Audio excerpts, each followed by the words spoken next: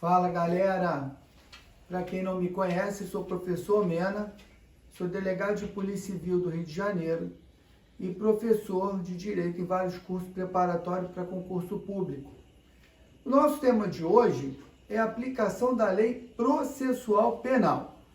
Tem umas peculiaridades que nos interessam, especialmente os concurseiros. Vamos lá. Lei Processual Penal versus Lei Penal. E aí lá no artigo 2º do Código de Processo Penal, ele diz assim: a Lei Processual Penal aplicar-se-á desde logo, sem prejuízo da validade dos atos praticados na vigência da lei anterior. Beleza. Aí, quando a gente vai na Lei Penal, está lá no artigo 5º, inciso 40 da Constituição Federal, que fala: a lei penal não retroagirá, salvo para beneficiar o réu. Beleza, então vamos começar pela Lei Processual Penal. A Lei Processual Penal não segue a regra se é benéfica ou se não é benéfica. Entrou em vigor uma nova norma processual, aquele processo em andamento e os processos que virão seguirão a nova regra. Mesmo os processos em andamento que iniciaram sob a vigência de uma norma processual diferente, ainda que prejudicial, que não seja benéfica, entrou em vigor a Lei Processual Penal, ela começa a valer. Sem prejuízo da validade dos atos praticados na vigência da lei anterior. Então, todas aquelas normas processuais que foram aplicadas naquele processo continuam válidas, sendo que, a partir daquele momento da nova norma, tudo que for daqui para frente segue a nova norma. Já quando se trata de lei penal, não, a lei penal não retroage, exceto para beneficiar o réu. Então, por exemplo, vamos dar um exemplo aqui, que nós tivemos em 2006, a Lei 11.343, que é a Lei de Droga, que trouxe para o usuário um benefício. Não há mais pena privativa de liberdade, ou seja, mesmo continuando sendo crime, o artigo 28 da Lei 11.343 não estabelece mais uma pena privativa de liberdade. Na lei anterior, que era no artigo 16 da Lei 6368, era possível o usuário de droga ficar preso. Um exemplo muito famoso aí é o cantor Lobão, que cumpriu pena preso por posse de droga para consumo próprio. Então, quando entrou em vigor a nova lei de droga, a Lei 11.343, aquelas pessoas que estavam respondendo a processo por posse de droga para consumo próprio e aquelas pessoas que estavam presas, cumprindo pena por posse de droga para consumo próprio, a lei nova retroagiu e beneficiou. Por quê? Porque a lei nova não tem mais pena de prisão, pena privativa de liberdade. Beleza, fica aí com a gente que agora vem o mais importante. Cuidado! A Lei Processual Penal não retroagirá. Será aplicada assim que entrar em vigor, prevalecendo o vale dos atos processuais praticados na vigência da lei anterior. Falamos isso, agora vem o pulo do gato. Qual é o grande problema que nos interessa esse tema? Existem normas que possuem regras de direito processual e na mesma norma ela apresenta regras de direito penal, chamado de direito material. E aí como se resolve isso? Retroage ou não retroage? Eu acabei de dar um exemplo, a lei de droga. A lei de droga tem regras processuais e tem previsão de crime. Mas vamos adiante. A doutrina classifica aí como normas heterotópicas.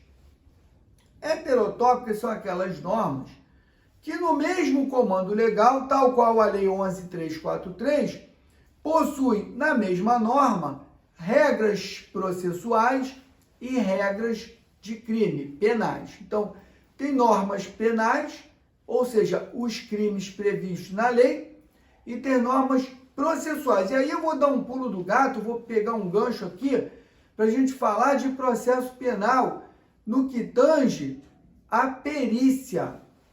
Porque quando a gente está estudando lá perícias e peritos, né, a gente aprende que quando não há perito oficial, e aí oficial é um perito, a autoridade nomeará 2 pessoas idôneas, portadora de diploma de curso superior, de preferência na modalidade a que se destina a perícia. É de preferência. Pode parecer a coisa mais esdrúxula, mas, por exemplo, se você for para o interior do Brasil, lá para o interior do Mato Grosso, né, do Amazonas, você tiver lá um incêndio criminoso, que vai depender de uma perícia e não tenha perito oficial, muito provavelmente nessas zonas rurais você tem engenheiro agrônomo, você tem veterinário, mas dificilmente você vai ter lá um engenheiro da parte elétrica, engenheiro elétrico. E aí a autoridade pode nomear 2 veterinários para fazer uma perícia no incêndio. Ah, isso é um absurdo. Também acho, mas é legal. Tem previsão legal. Agora vamos para o pulo do gato. Lá na lei de droga, que é essa que nós estamos falando aqui, para assegurar a materialidade do crime, né, ou seja, é droga ou não é droga, é um perito oficial. Beleza, igual ao Código de Processo Penal. Agora vem o pulo do gato. E se não tiver perito oficial, a lei de droga fala uma pessoa idônea, ponto. E o diploma de curso superior? Ela não fala. O que significa dizer que, para assegurar a materialidade de que aquela droga é droga, aquela substância é droga, um perito oficial ou, na falta deste, uma pessoa idônea. Então, no Código de Processo Penal, são 2 pessoas idôneas, mas tem que ter curso superior. Na lei de droga, uma pessoa idônea, ponto. Não fala do curso superior, o que significa que não exige curso superior. Vamos voltar para cá. A doutrina fala também de normas híbridas ou mistas. São aquelas que possuem previsão em 2 comandos legais. Então, por exemplo, o Código de Processo Penal tem vários artigos que estabelecem regra de direito material, que é a perda do direito de punir.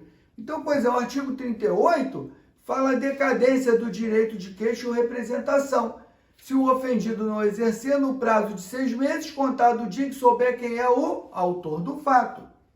Lá no 49 fala da renúncia ao direito de queixa.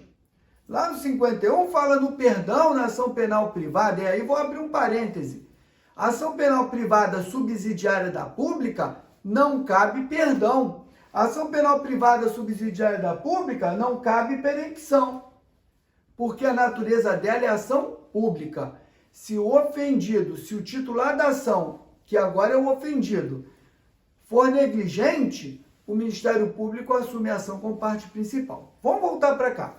Então, o perdão na ação privada, a perempção na ação privada, são normas, são regras que tiram o poder de punir do Estado. Então, elas estão ligadas diretamente ao direito material.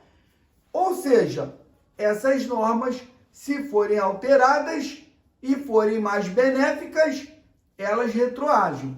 Se não forem benéficas, elas não retroagem, porque são normas que influenciam diretamente no direito de punir. E lá no Código Penal, nós temos, por exemplo, causa de extinção da punibilidade lá no 107, que também está ligado ao direito material, à extinção, à perda do direito de punir. Beleza, afinal, como resolve isso? Retroage ou não retroage a norma processual penal? Quando a norma processual penal possui conteúdo de direito penal, ou seja, de direito material, e também regras processuais, deve seguir a Constituição Federal, ou seja, a lei penal não retroagirá, salvo para beneficiar o réu. Então, veja bem, regra processual, cuidado, ela tem como regra que ela se aplica automaticamente, imediatamente à entrada do seu vigor. Ela não tem esse negócio de retroage, não retroage, se é favorável, se é desfavorável. Entrou em vigor, ela passa a ser aplicada a todos os processos em andamento e a todos aqueles vindouros. Beleza. Só que tem o pulo do gato. As normas processuais, que também têm regra de direito material, ou seja, de direito penal, elas seguem a Constituição Federal no que diz respeito a norma penal não retroagirá, salvo para beneficiar o réu. Então, galera, fica a dica. Meu YouTube é prof.mena. O meu Instagram é @prof.mena. Bons estudos. A gente se vê no próximo vídeo.